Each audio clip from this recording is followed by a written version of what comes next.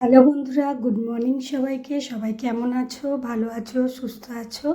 আজকে তোমাদের সাথে শেয়ার করব চিকেন কষা। এটা সাধারণভাবে চিকেন কষা সবাই বানিয়ে থাকো। আজকে তোমাদেরকে দেখাবো আমি কোথায় করি। তোমরা নিশ্চয়ই জানো যে রাঁধে সে চুলো বাঁধে, এটা তো হয়েই আসছে। তোমরা দেখেছো আমি ঘরের কাজ, তারপরে আমি কারখানা আছে সেখানে কাজ করি। আজকে সবাই বলল যে আবদার করে আজকে বিশ্বকর্মা পুজো উপলক্ষে তোমার হাতে চিকেন কষা খাবো, তাও আবার মাটির উনুনে। চলো কীভাবে চিকেন কষাটা বানাই তোমাদের সাথে শেয়ার করব। দেখো, মাটির উনুনে আমি কড়া গরম করে বেশ খানিকটা পরিমাণে সর্ষের তেল দিয়ে দিয়েছি। সর্ষের তেলটা গরম হওয়া পর্যন্ত আমি এখানে চিকেন, আলু কেটে নিয়েছি, পেঁয়াজ, টমেটো সব একবারে কুচি করে নিয়েছি। তেল গরম হয়ে গেলেই আলুগুলো আমি ছাঁকা তেলে লাল করে ভেজে নেব 2 পিঠ। দেখো, আলুগুলো আমি এক এক করে দিয়ে দিয়েছি। এরপরে আলুগুলো আমি লাল হয়ে ভাজা পর্যন্ত অপেক্ষা করব। সামান্য একটু নুনও দিয়ে দেব। এরপরে দেখো, আলুটা আমার ভাজা হয়ে গেছে। আলুগুলো এবার আমি তুলে নেব একটা পাত্রের মধ্যে ছেঁকে।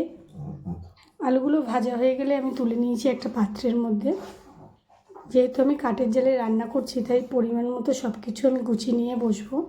এরপরে কুচানো পেঁয়াজগুলো আমি সেই তেলের মধ্যে দিয়ে ভালো করে ভেজে নেব। যতক্ষণ না পেঁয়াজগুলো ভালোভাবে নরম হয়ে যাচ্ছে, আমি ততক্ষণ পর্যন্ত ভালোভাবে ভাজতে থাকবো।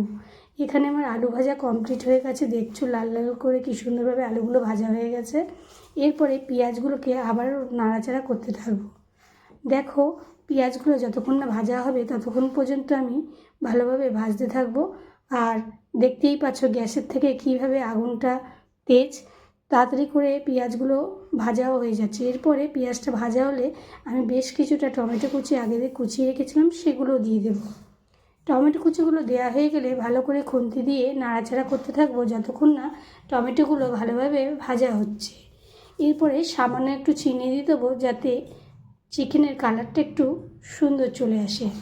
ভালো করে টমেটোটা আর পেঁয়াজটা ভাজা হয়ে গেলে আমি একটা বাটিতে জলের মধ্যে লঙ্কার গুঁড়ো দিয়ে দেব, জিরে গুঁড়ো আর দিয়ে দেব হলুদ গুঁড়ো আর ধনে গুঁড়ো। এই 4টে মশলা ভালো করে আমি দিয়ে একটা ভালো ঘন পেস্ট তৈরি করে নেব। চামচ দিয়ে ভালো করে পেস্ট করে নেব একটা ঘন, যাতে মশলাগুলো ভালোভাবে ভিজে যায়। এরপরে পেঁয়াজ আর টমেটো একসাথে ভাজা হয়ে গেলে আমি বেশ কিছুটা পরিমাণের আদা রসুনের পেস্ট আমি দিয়ে দেব। আগে দিয়ে কিছু আদা রসুন আমি পেস্ট করে রেখেছিলাম, সেই পেস্টটা দিয়ে দিচ্ছি। দেওয়া হয়ে গেলে ভালো করে আদা রসুনের পেস্টটা আমি পেঁয়াজ টমেটো ভাজার সাথে মিক্স করে নেব। এরপরে খুন্তি দিয়ে বেশ কিছুক্ষণ নাড়াচাড়া করব, যাতে মশলা দিয়ে তেল ছেড়ে দেয়। তেল ছেড়ে দিয়েছে, তারপরে পেস্ট করে রাখা যে আমি আগে দিয়ে ব্যাটারটা তৈরি করে রেখেছিলাম জলে মশলার, সেই মশলাগুলো দিয়ে দেব। দেওয়া হয়ে গেলে ভালো করে খুন্তি দিয়ে আবারও বেশ কিছুক্ষণ কষাতে থাকবো। তোমরা নিশ্চয়ই জানো যে মাটির জিনিসে রান্না করে যে কোনো একটা স্বাদই অন্যরকম এনে দেয়। দেখো, মশলা দিয়ে বেশ কিছুক্ষণ কষানোর পরে মশলা দিয়ে তেল ছেড়ে দেওয়ার পরে আমি ধোয়া চিকেনগুলোকে আস্তে আস্তে করে মশলার উপর দিয়ে দিচ্ছি। এক এক করে মাংসগুলো দেওয়া হয়ে গেলে ভালো করে খুন্তি দিয়ে আস্তে আস্তে করে আমি চিকেনগুলোকে ভালো করে কষিয়ে নেব। এরপরে স্বাদ অনুযায়ী দিয়ে দেবো লবণ। দেওয়া হয়ে গেলে আবারও বেশ কিছুক্ষণ আমি কষতে থাকবো। যতক্ষণ না পরিমাণে মশলা দিয়ে তেল ছাড়ছে, আমি চিকেনগুলোকে ভালো করে কষাতে থাকবো।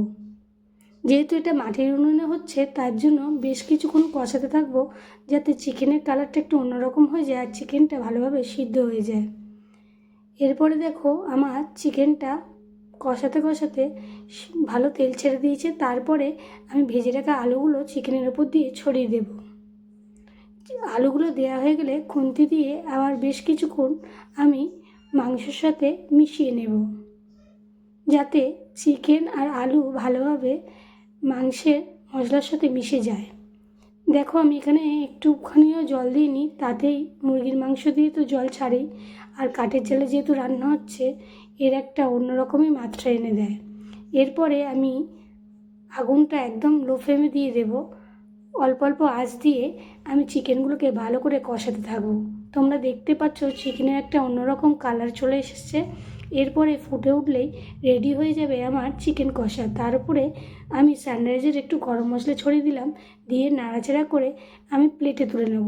তাহলে বন্ধুরা, আমার রেসিপিটা আজকে কেমন লাগলো তোমরা অবশ্যই বাড়িতে ট্রাই করে দেখো। আর যদি কাঠের উনুনে হয় তাহলে তো কোনো কথাই হয় না। কীরকম ইয়ামি হয়েছে না? এটা আমি গরম গরম পোলাওয়ের সাথে সার্ভ করব।